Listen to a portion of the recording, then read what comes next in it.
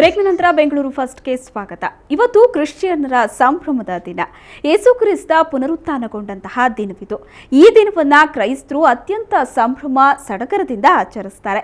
ಎಲ್ಲಿಂದಲೂ ಬಂದು ಬೆಂಗಳೂರಿನಲ್ಲಿ ವರ್ಕ್ ಮಾಡ್ತಿರೋರು ಹೋಟೆಲ್ಗಳಿಗೆ ತೆರಳಿ ರುಚಿಯಾದ ಖಾದ್ಯಗಳನ್ನು ಸವಿದು ಸಂತಸ ಪಡ್ತಾರೆ.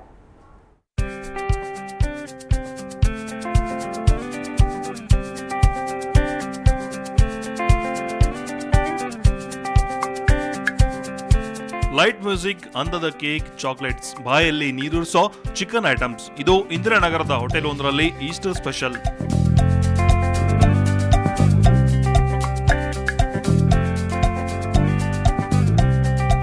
ಯೇಸು ಕ್ರಿಸ್ತನನ್ನ ಗಲ್ಲಿಗೇರಿಸಿದ ಈ ತಿಂಗಳನ್ನ ಕ್ರೈಸ್ತರು 40 ದಿನಗಳಿಂದ ಉಪವಾಸ ಮಾಡುವುದರ ಮೂಲಕ ಆಚರಿಸ್ತಾರೆ. ಯೇಸು ಕ್ರಿಸ್ತ ಪುನರುತ್ಥಾನಗೊಂಡ ಈ ದಿನ ಕ್ರೈಸ್ತರಿಗೆ ಅತ್ಯಂತ ಪವಿತ್ರ ಹಾಗೂ ಅಷ್ಟೇ ಸಂತಸದ ದಿನ.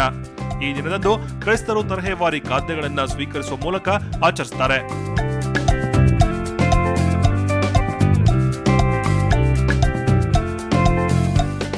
ಸ್ಪೆಷಲ್ ಇವತ್ತಿನ ದಿನಕ್ಕೋಸ್ಕರ ಅಂತಲೇ ನಾವು ಈಸ್ಟರ್ ಎಗ್ಸ್ ಮಾಡಿದ್ದೀವಿ. ನಮ್ಮ ಸ್ವಂತ ಕಿಚನ್ ತಯಾರು ಮಾಡಿರೋಂಥ ಎಗ್ಸ್ ಕೊಡ್ತಾ ಇದ್ದೀವಿ.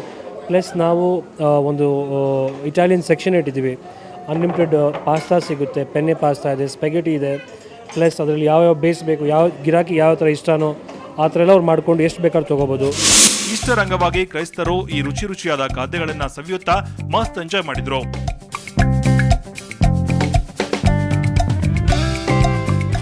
ತುಂಬ ಒಳ್ಳೆ experience, very lively surrounding. They have a live music also and even my kids are enjoying. So it's amazing feeling. Easter ಹಬ್ಬದಂದು ವಿಶೇಷ ಖಾದ್ಯಗಳನ್ನು ಸವಿಯೋಕೆ ಅಂತಾನೆ ಕ್ರೈಸ್ತರಲ್ಲದವರು ಹೋಟೆಲ್ಗಳಿಗೆ ಬರ್ತಾರೆ. ಒಟ್ನಲ್ಲಿ ವೀಕೆಂಡ್ ಮಸ್ತಿಗೆ ಈಸ್ಟರ್ ಸೇರ್ಪಡೆಗೊಂಡಿತ್ತು ಅಷ್ಟೇ. ಶ್ರೇಯಾ ಶೆಟ್ಟಿ, ಸುವರ್ಣ ನ್ಯೂಸ್ 24/7 ಬೆಂಗಳೂರು. ನಗರದಲ್ಲಿ ಇವತ್ತು ಟುಸ್ಸಿ ಜನಾಂಗದವರು ಶಾಂತಿ ಯಾತ್ರೆಯನ್ನ ನಡೆಸಿದ್ರು. 1994ರಲ್ಲಿ ಆಫ್ರಿಕಾ ಭಾಗದ ರಾವೆಂಡರ್ನಲ್ಲಿ ರೂಲಿಂಗ್ ಜನಾಂಗ ಸಾವಿರಾರು ಟುಸ್ಸಿ ಜನಾಂಗದವರನ್ನ ಹತ್ಯೆ ಮಾಡಿತ್ತು. ಇದನ್ನ ಖಂಡಿಸಿ ಪ್ರತಿ ವರ್ಷ ಕೂಡ ಟುಸ್ಸಿ ಜನಾಂಗ ಶಾಂತಿ ಯಾತ್ರೆಯನ್ನ ನಡೆಸ್ತಾ ಇತ್ತು. ಮೆರವಣಿಗೆ ಮುನ್ನ ಗಾಂಧಿ ಪ್ರತಿಮೆಗೆ ಮಾಲಾರ್ಪಣೆ ಮಾಡಿದ್ರು. ಬಳಿಕ ಮೌರ್ಯ ಹೋಟೆಲ್ ಬಳಿಯಿಂದ ಸೆಂಟ್ರಲ್ ಕಾಲೇಜ್ವರೆಗೂ ಮೆರವಣಿಗೆಯನ್ನ ನಡೆಸಿದ್ರು. ಪೀಸ್ ಮಾರ್ಚ್ನಲ್ಲಿ ನಟ ಸುದೀಪ್, ಅಶೋಕ್ ಖೇಣಿ, ಕುಲಪತಿ ಪ್ರಭುದೇವ್ ಪಾಲ್ಗೊಂಡಿದ್ದರು.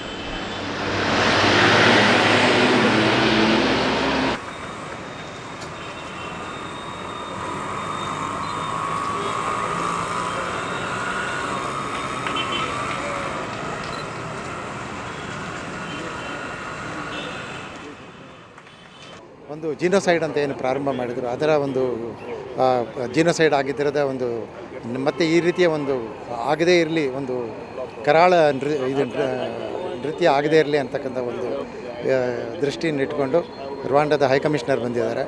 ಅವರು ಮತ್ತು ಹಲವಾರು ಸೆಲೆಬ್ರಿಟೀಸ್ ಬಂದಿದ್ದಾರೆ. Not only for Rwandans, for African, not only for Africans, entire world. No communal riots, no communal killing.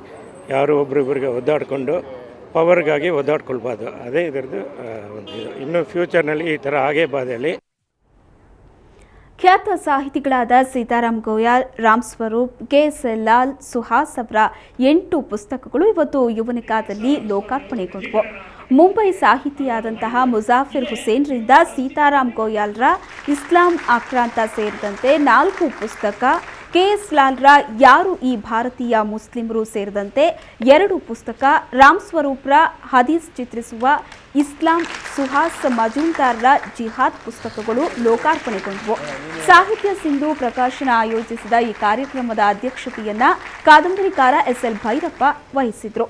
ಈ ಸಂದರ್ಭದಲ್ಲಿ ಮಾತನಾಡಿದ ಎಸ್.ಎಲ್. ಭೈರಪ್ಪ, ಸಮಾಜಶಾಸ್ತ್ರಜ್ಞರು ಅನ್ನಿಸಿಕೊಂಡವರು ಇಂತಹ ಪುಸ್ತಕಗಳ ಬಗ್ಗೆ ವಿಶ್ಲೇಷಣೆ ಮಾಡ್ತಿಲ್ಲ, ಅದಕ್ಕೆ ಅವಕಾಶನೂ ಕೊಡ್ತಿಲ್ಲ, ತಮ್ಮದೇ ಆದ ಮನೋಭಾವನೆಯಲ್ಲಿ ಕೆಲಸ ಮಾಡ್ತಿದ್ದಾರೆ ಅಂತ ಬೇಸರ ವ್ಯಕ್ತಪಡಿಸಿದರು.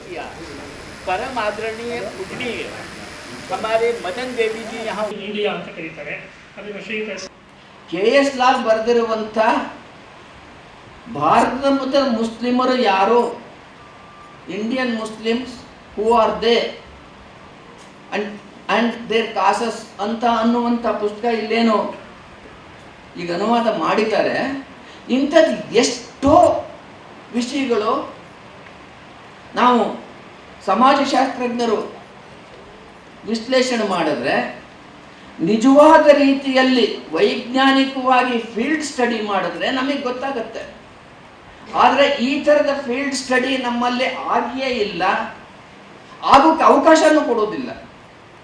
ಯಾಕೆಂತಂದರೆ ಯಾವುದೋ ಒಂದು ಮೈಂಡ್ ಸೆಟ್ನೊಳಗೇನೆ ನಮ್ಮ ಅಕಾಡೆಮಿಕ್ ಕೆಲಸವೆಲ್ಲ ಅಕಾಡೆಮಿಕ್ ನೀರಿಗೆ ಬರ ಅಂತ ಜನ ಆಕ್ರೋಶಗೊಂಡಿದ್ರು. ಈಗ ಬಿಯರ್ಗೂ ಬರ ಬಂದಿದೆ.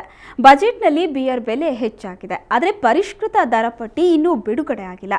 ಇದರಿಂದ ಎಣ್ಣೆ ಸರಬರಾಜು ಆಗ್ತಾ ಇಲ್ಲ. ಸೊ ಯಾವ ಬಾರ್, ರೆಸ್ಟೋರೆಂಟ್, ವೈನ್ ಶಾಪ್ಗೆ ಹೋದ್ರೂ ನೋ ಸ್ಟಾಕ್ ಬೋರ್ಡ್.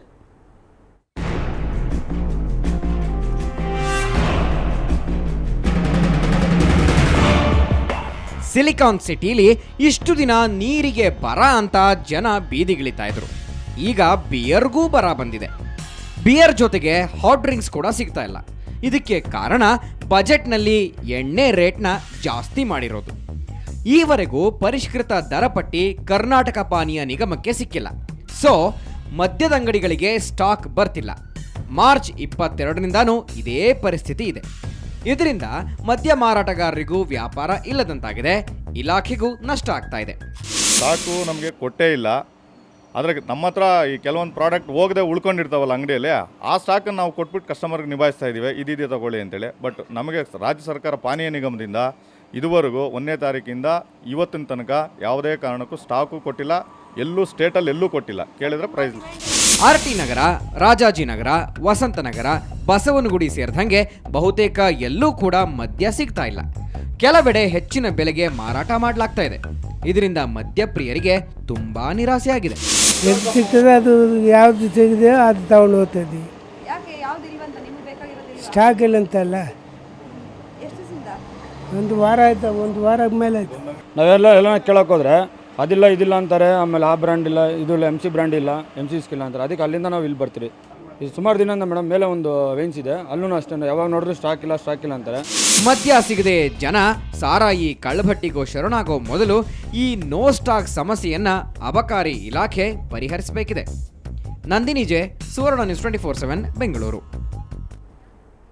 ನೀವು ಪಕ್ಷಿ ಪ್ರಿಯರ? ಹಾಗಾದರೆ ಸ್ಯಾಂಕಿ ಕೆರೆಗೆ ಒಮ್ಮೆ ಭೇಟಿ ನೀಡಿ.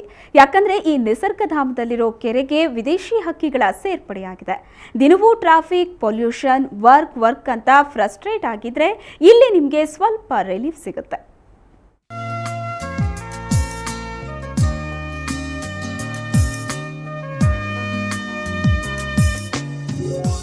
ಹೀಗೆ ಸ್ವಚ್ಛಂದವಾಗಿ ರೆಕ್ಕೆ ಬಿಚ್ಚಿ ಹಾರಾಡ್ತಿರೋ ಹಕ್ಕಿಗಳನ್ನ ನೋಡ್ತಿದ್ರೆ ಮನಸ್ಸು ಉಲ್ಲಾಸಗೊಳ್ಳುತ್ತೆ. ಸ್ಯಾಂಕಿ ಕೆರೆಗೆ ಈ ಬಾರಿ ವೈವಿಧ್ಯಮಯ ವಿದೇಶಿ ಅತಿಥಿಗಳ ಆಗಮನವಾಗಿದೆ.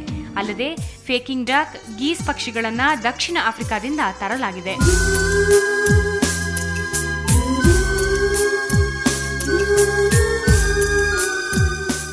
ಈ ಅತಿಥಿಗಳಿಗಾಗಿ ಕೆರೆಯಲ್ಲಿ ಹಕ್ಕಿ ಮನೆಗಳನ್ನ ನಿರ್ಮಿಸಲಾಗಿದೆ. ಹಕ್ಕಿಗಳು ಹಾರಾಡುತ್ತಾ, ಈಜಾಡುತ್ತಾ ಬಂದು ತಮ್ಮ ಮನೆಗಳಲ್ಲಿ ದಣಿವಾರಿಸಿಕೊಳ್ಳುತ್ತವೆ.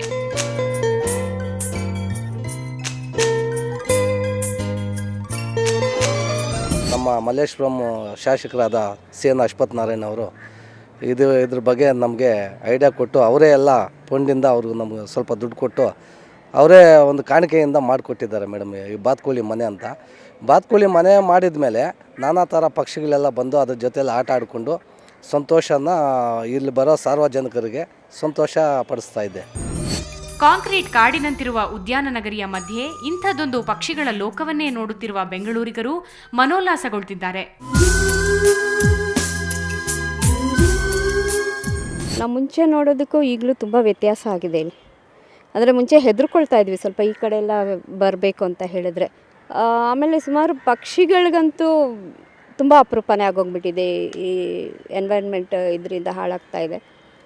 ಇಲ್ಲಿ ನಾವು ಬೇಕಾದಷ್ಟು ಅಂದರೆ ಮಕ್ಕಳಿಗೆ ನಾವು ರಿಯಲ್ ಅಂದರೆ ಬರ್ಡ್ಸ್ನೆಲ್ಲ ನಾವು ತೋರಿಸ್ಬೋದಾಗಿದೆ.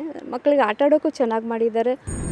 ಮಲ್ಲೇಶ್ವರಂ ಶಾಸಕ ಅಶ್ವಥ್ ನಾರಾಯಣರ ಈ ಪ್ರಯತ್ನ ಉದ್ಯಾನವನಕ್ಕೆ ಆಗಮಿಸೋ ಪರಿಸರ ಪ್ರೇಮಿಗಳಿಗೆ ಖುಷಿ ನೀಡಿದೆ. ಇತ್ತೀಚಿನ ದಿನಗಳಲ್ಲಿ ಹಕ್ಕಿಗಳನ್ನು ನೋಡೋದೇ ಅಪರೂಪವಾಗಿಬಿಟ್ಟಿದೆ. ಅದರ ಜೊತೆಗೆ ಪರಿಸರ ನಾಶದಿಂದಾಗಿ ಇರುವಂತಹ ಹಕ್ಕಿಗಳು ಕೂಡ ವಲಸೆ ಹೋಗ್ತಾ ಇದ್ದಾವೆ. ಆದರೆ ಇದಕ್ಕೆಲ್ಲ ಸವಾಲೆಂಬಂತೆ ಸ್ಯಾಂಕಿ ಕೆರೆಯಲ್ಲಿ ಈಗ ಹಕ್ಕಿ ಮನೆಯನ್ನು ಕಟ್ಟಲಾಗಿದೆ. ಇದರಲ್ಲಿ ವಿವಿಧ ರೀತಿಯ ಹಕ್ಕಿಗಳಲ್ಲದೆ ದೇಶ ವಿದೇಶದ ಹಕ್ಕಿಗಳು ಕೂಡ ವಲಸೆ ಬಂದಿದ್ದಾವೆ. ಒಟ್ಟಿನಲ್ಲಿ ಇದೊಂದು ಪಕ್ಷಿ ಪ್ರಿಯರಿಗೆ ಜೊತೆಗೆ ಪ್ರವಾಸಿಗರಿಗೆ ಇದೊಂದು ಉತ್ತಮವಾದ ತಾಣ ಅಂತಂದರೆ ತಪ್ಪಾಗಲಾರದು. ಕ್ಯಾಮರಾಮನ್ ಕಿರಣ್ ಜೊತೆಗೆ ಮಮತಾ ಮರ್ದಾಳ, ಸುವರ್ಣ ನ್ಯೂಸ್ 24/7 ಬೆಂಗಳೂರು. ಇದು ಇವತ್ತಿನ ಬೆಂಗಳೂರು ಫಸ್ಟ್. ಕ್ಷಣ ಕ್ಷಣದ ಸುದ್ದಿಗಾಗಿ ನೋಡ್ತಾ ಇರಿ ಸುವರ್ಣ ನ್ಯೂಸ್ 24/7.